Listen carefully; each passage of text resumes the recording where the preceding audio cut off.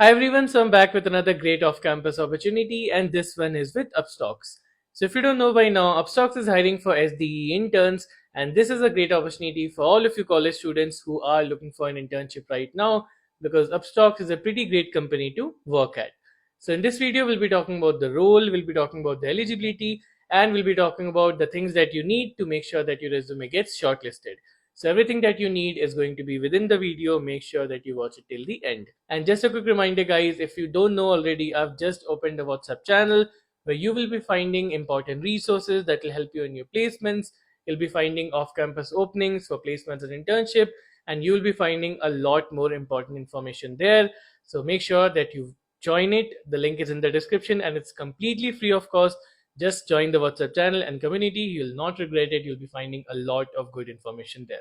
All right. So now let's talk about the most important thing. That is, of course, the eligibility, because then you guys keep asking me about eligibility. So I know a lot of you guys have been wanting to get opportunities for 2026 and 2027 grad. So here you go. The eligibility for this is as long as you're enrolled in a bachelor's degree or a master's degree in engineering, you are eligible.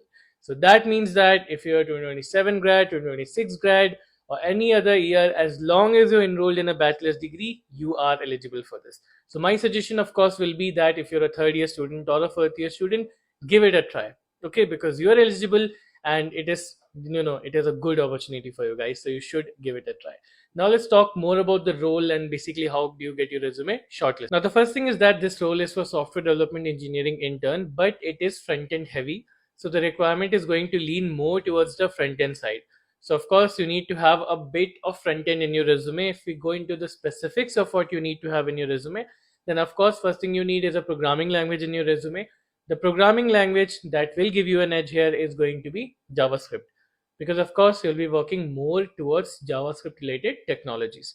So if you have web development in your project, that will give you an edge. So if you have HTML, CSS, JavaScript, and React.js, specifically if you have React.js, then that will give you a bit of an edge. Okay, so you need to have HTML, CSS, JavaScript in your resume. And even if you don't, trust me guys, it's not that difficult to learn. You can learn and then put. Because anyways, I do suggest having web development in your resume, because most of the companies, almost all of the companies, are looking for web developers. So have HTML, CSS, JavaScript, and if possible have React.js. So have HTML, CSS, JavaScript, and if possible have React.js.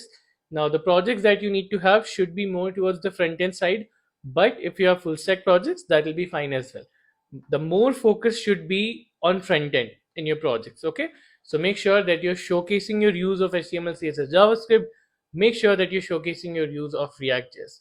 Apart from that, they've also mentioned SQL being a plus. So if you know SQL, put it, and even if you don't know SQL, it's not difficult. Just learn it and then put it in your resume. Okay, because I always tell these things to you guys, right? That of course you should not put something in your resume that you don't know, but you can always learn and then put things in your resume, because few requirements are going to be common, so it's better that you learn them. SQL is one of them.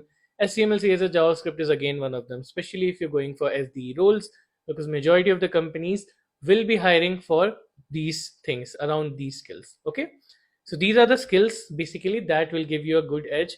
Again, to reiterate over the projects, make sure you have good web development projects. If you have full stack projects, fine, but the emphasis should be on front end. So if you have one or two front end projects, that will give you a good edge here. Now, apart from that, of course, it's the basics like computer science fundamentals, data structures and algorithms, because of course DSA is going to be there in the interviews, and DSA is going to make a difference in your resume as well. So if you are able to put your lead code profile in your resume. Okay, so a lot of times in my resume review sessions, like a lot of people bring their resume, and when I open their lead code, they have just 20, 30, or 50 problems. So that's not going to be a good thing. You should try to put at least 200 problems on lead code and then put your lead code in your resume. Okay, because a lot of companies do care about your problem solving skills. So if you're able to showcase either a good rating or a good amount of problem solved, then that will also give you a good edge here. Okay, or in similar companies, right? Good companies which are FANG level or PVCs type of companies, they will care about your problem solving skills, either in the form of ratings or in the form of problem solved. So put your lead code. If you have good rating, again showcase that under achievement section. If you've solved a lot of problem like 500, 1700, then you can again put it in the achievement section, but it's not mandatory. Okay, So DSA also matters here, CS fundamentals also matters here, and apart from that, the skills that I've already said, those things again matter here. So that's pretty much it. If you have these things in your resume, it's going to give you a great edge. Apart from that, of course, it's just the basic things like you need to have a good ATS score. I'll give you a tool that you can use to measure your ATS score. Try to keep it above 80. At least try to keep it above 80 is what I mean. At best it should be above 90, but minimum it should be above 80 or at least 70, 75%. That's like barely safe zone, right? So make sure that your ATS score is good. Make sure the proper white spaces are there.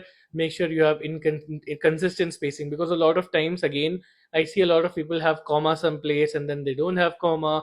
Then they have two commas in the middle. These things are going to look very unprofessional. Make sure everything in your resume is consistent, and please use a good template. So I have given you guys a template in the description box. You can use that. Apart from that, if you want to go down the route of referral, I'll also give you guys a referral template. Although in internships, I don't think referrals will matter as much. So again, but you can try if you know someone in Upstox, or if you have a employee that you know in Upstox, again, you can do that. Okay. So the resume template is in the description box. Everything else I've already mentioned. Do these things and you'll have a great chance at getting your resume shortlisted. And of course, for the interviews, what I'll be doing, I'll be giving you some interview experiences articles in the description box. You can learn from them, understand the interview process, and prepare accordingly. All right. So that's pretty much it. I'll be bringing a lot more off campus opportunities. So make sure that you subscribe to the channel, and make sure that you stay tuned for the videos and join my WhatsApp channel and WhatsApp community. You're not going to get regretted.